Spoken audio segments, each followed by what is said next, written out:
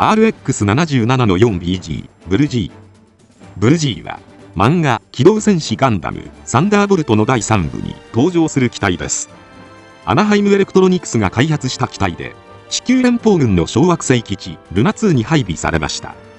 本機にはメインパイロットとしてサム・シェパードが登場し、ダリル・ローレンツを筆頭とした南洋同盟と戦いを繰り広げています。見た目はガンダムフェイスですが、実はガンダムではないという面白い出自を持ちます。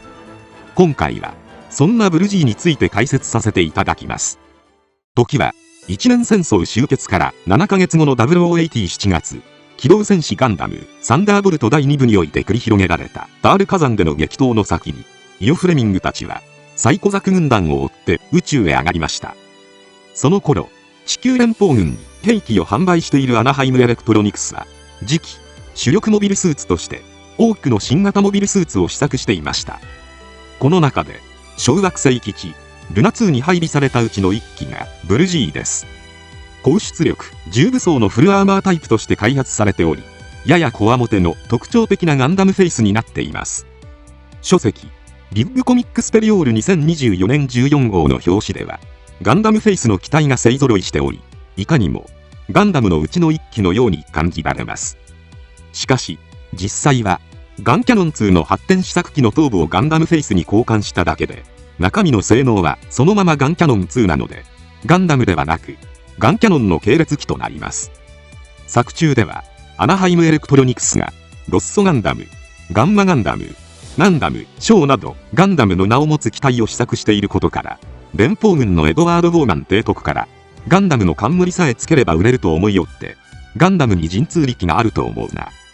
と苦言を呈されていました。ただパイロットのサムはブル G の G はガンダムの G だと言っているので、ガンダムフェイスに作られたことは効果てきめんだったのではないでしょうか。なお、もともとブル G のデザインはルナ2でダリルのパーフェクトガンダムと戦う雑魚機体として考えられており、初期デザイン案ではマッチョ系ガンダムとされていました。しかし、ただの雑魚メカではなく、キャラクター性の強い機体にしたいという話から、この頭部デザインが誕生。ガンダム試作2号機サイサリスのようでもあり、エヴァンゲリオンのようなラインもあってかっこいいということで、このデザインに決定したことが明かされています。このように、ブル G はガンダム系統ではありませんが、連邦軍が次期主力として開発しているため、機体性能は優秀で、基本性能ではパーフェクトガンダムを上回ります。元がガンキャノン2の発展試作機ということで、高火力、重装甲な分、あまり機動力が高くなさそうな印象を受けますが、大型ランドセルを搭載したことで、機動力も高い機体に仕上がっています。そのため、近接戦闘にも強く、特殊ポリマー弾で、ダリルのパーフェクトガンダムの機動力を奪ってからの近接戦闘で追い詰めたこともありました。鈍重な外見に似合わないスピードとパワーで圧倒する機体といえば、後年のグリプス戦役に登場したジオが存在しますが、ある意味ブル G のコンセプトは、ジオに近いものとも言えそうです。性能の比較対象となるパーフェクトガンダムは、サイコザクの内部フレームに、一年戦争時にイオが登場したフルアーマーガンダムの装甲を取り付けた機体です。中身のサイコザクはザク2がベースなので、たった5分の模擬戦で、フレームがガタガタになるという欠点を持ち合わせていました。このことから、パーフェクトガンダムの機体スペック自体は、ザク2に、一年戦争時のガンダム程度の装甲を組み合わせただけということになりますが、それでも、あくまで、ガンキャノン系統の試作機でしかないブル G の方が性能が高いというのは、アナハイムエレクトロニクスの技術力の高さを物語っているのではないでしょうか。なお、ソーラレイ攻防戦にトラスト部隊の一機として投入された際には、機体にマグネットコーティングが施されており、さらに機動性が向上しています。そのため、フル装備状態の時でさえ、機動力でサイコミュ試験型ザクを圧倒していました。そんなブル G はフルアーマータイプとして設計されているため、多くの武装を持ちます。そのため、マニュピュレーターで保持するだけではなく、バックパックに備えられている4機のサブアームに変化しての使用もできるようになっています。作中では2機が武装用、もう2機がシールド用として使われていました。頭部には一般的なバルカン砲を持ちます。そして両肩部には左右6発ずつのミサイルを内蔵したミサイルランチャーを搭載しています。使用時に肩が大きく上に開くため、頭部の V 字アンテナが内側に畳まれるようになっています。ルナ2に侵入したパーフェクトガンダムとの戦闘の際には、ここから特殊ポリマー弾を射出することでガンダムの機動力を奪う様子が見られました。携行武装としてはまずビームライフルを持ちます。これはガンキャノンなどと同型のもので手に持っての使用も可能ですが、作中ではサブアームに喧嘩して使用するシーンが多く見られました。またハイパーバズーカを持ちます。こちらも連邦軍の標準的な武装で、ガンダムヘッドも同型と思われるバズーカを使用しています。ルナ2戦ではサブアームの片方にバズーカを装備、もう片方にビームライフルを装備していましたが、ソーラレイ攻防戦では右手にバズーカを持ち、サブアームに2丁のビームライフルを喧嘩しています。左腕には2連装ビームライフルを装備しています。フルアーマーガンダムと異なり、左腕に装備します。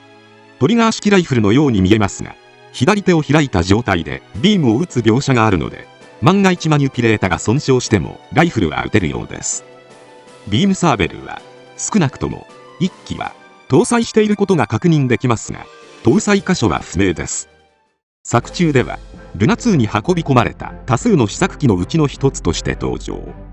試験機を視察しに来たボーマン提督からは、顔をガンダムフェイスに変えただけのガンキャノン2だと批判される印象的なお披露目をしました。